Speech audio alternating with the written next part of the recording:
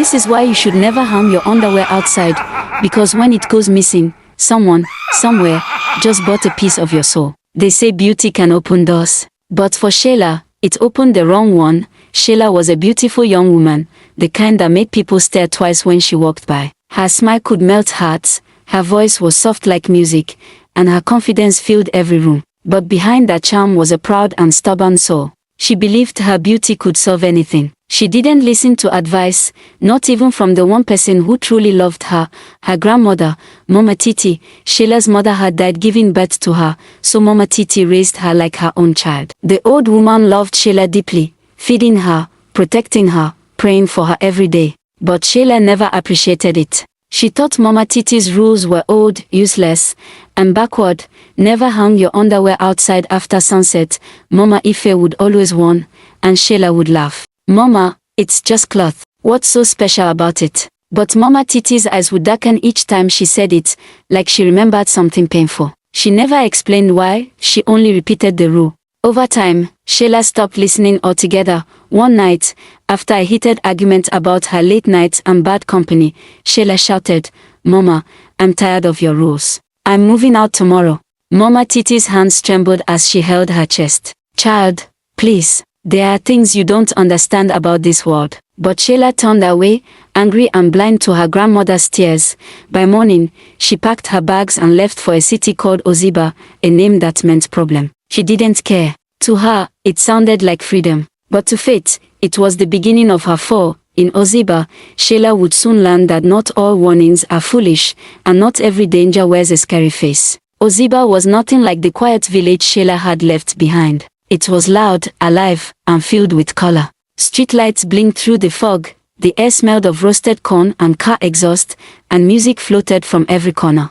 Sheila's eyes sparkled. This was the life she had always wanted, freedom. She rented a small room in an old compound painted bright yellow but cracked around the edges. The neighbors were friendly enough, always gossiping by the well, and her landlord, Mr. King, was a kind but curious man. "You're new here, eh? Just be careful," he said with a half-smile that didn't reach his eyes. Sheila nodded, too excited to care about warnings. That evening, she unpacked her clothes, washed a few, and hung them on the line in the backyard. She looked at the sunset. The sky was deep orange, turning slowly to purple. Her grandmother's voice echoed faintly in her mind, "Never hang your underwear outside after sunset."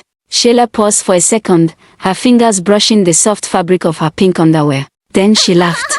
"Mama Titi and her old beliefs," she muttered. "This is the city, not a village full of ghosts." She pegged it on the line and went inside to cook noodles.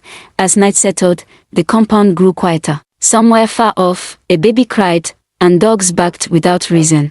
A cool wind blew through the curtains, making them dance like ghosts in the moonlight. Sheila sat on her bed scrolling through her phone, ignoring the strange chills crawling up her arms. Around midnight, a sound came from outside, a slow dragging noise, like cloth scraping across cement. She frowned and turned off the light, trying to listen. Silence. Then came a faint whisper, soft and broken. "Sheila." Her heart skipped. She peered through the window, but the yard was empty. The clothesline swayed gently under the moon, her underwear fluttering like a flag. She forced a laugh. "Maybe I'm just tired." But when she woke up the next morning and stepped outside, the line was bare. That night, Sheila sat on her bed scrolling through her phone, trying to distract herself. But the silence in the compound felt wrong, too still, like the air was holding its breath. She turned off her phone and lay down to sleep. Sometime in the night, she felt a cold wind brush across her skin. It wasn't from the window, she had locked it. Half asleep, she tried to move, but her body wouldn't respond. It was like something heavy was pressing on her chest. She forced her eyes open, but the room was empty. When she finally broke free, she gasped for air and told herself it was just a nightmare. Morning came, but she didn't feel rested. Her body felt weak, like someone had drained her energy while she slept. As she stood up, she winced. There were faint reddish marks on her thighs and waist, like finger-shaped bruises. She stared in the mirror. Her skin looked pale, her eyes slightly sunken. She tried to ignore it. "Maybe I'm just stressed," she whispered. She stepped outside to check the clothesline. Her heart dropped. Another pair of her underwear was gone. Her neighbor, an elderly woman called Mama Ruth, stood nearby washing plates. She glanced at the clothesline and shook her head. "You better be careful, young girl. This is how it starts, she muttered without looking directly at Sheila. How what starts? Sheila asked, confused. Mama Ruth leaned closer, voice low. Your type think it's ordinary thieves. It's not. When they take something close to your body, hair, underwear, nails, it's not for wearing. It's for using. She tapped her chest lightly. Spiritual exchange. They take your item, they take your strength. That entire day at work, Sheila could barely focus. Her hands trembled when she arranged clothes in the shop. Aisha touched her arm. You're cold. Are you sick? But Sheila just forced a smile. Inside, fear had begun to grow roots.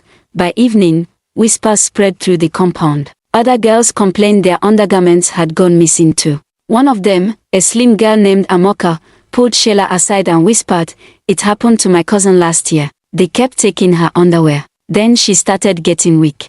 And one morning, she didn't wake up. That night, Sheila locked every door and window. But deep in her heart, she felt it. Something was already inside, something she couldn't lock out. And with every missing cloth, every mark on her skin, it was taking a part of her. Sheila didn't sleep that night. She sat upright on her bed with the light on, her blanket wrapped around her like a shield. Every sound outside made her jump, the wind, the rustling trees, even footsteps from neighbors returning late. Nothing felt normal anymore. By morning, her body felt weaker again. Her skin looked dull and tired, her lips dry, and her legs shook slightly when she stood up. When she lifted her shirt to check, the marks were still there, small reddish prints along her waist, like someone had held her while she slept. She didn't scream this time. She just stared, breathing slowly, scared to admit what she already knew, something was terribly wrong. Before going to work, she checked the clothesline. Another underwear was missing.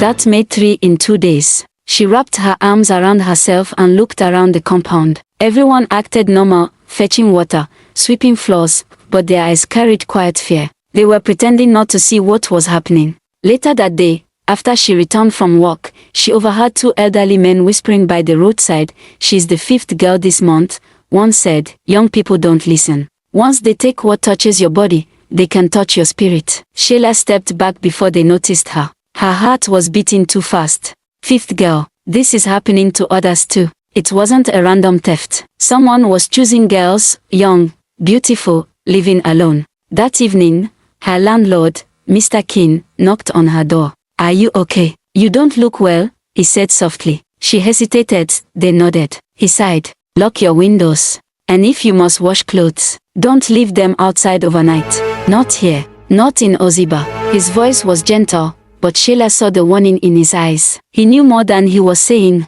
That night, Sheila couldn't shake the feeling that she was being watched. Then she noticed something. Her underwear always went missing after midnight. And always on nights when the wind was strangely still, as if the entire compound was holding its breath. A cold realization settled in her chest.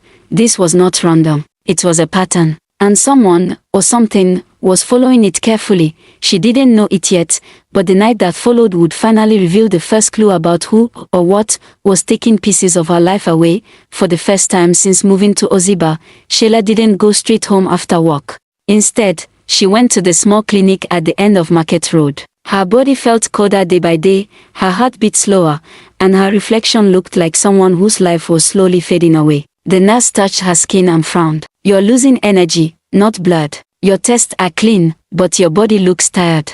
Like it's fighting something we can't see." That evening, rain began to fall in thin, slow drops. The compound was quiet except for the dripping sound from the roof. Sheila walked past the well, when suddenly she froze. Someone was sitting behind it. A woman. Still, watching her, the woman's clothes were soaked, hair covering most of her face. Sheila stepped back. "Hello," she whispered. The woman didn't reply. She only lifted her hand and pointed toward the back of the compound, toward the clothesline.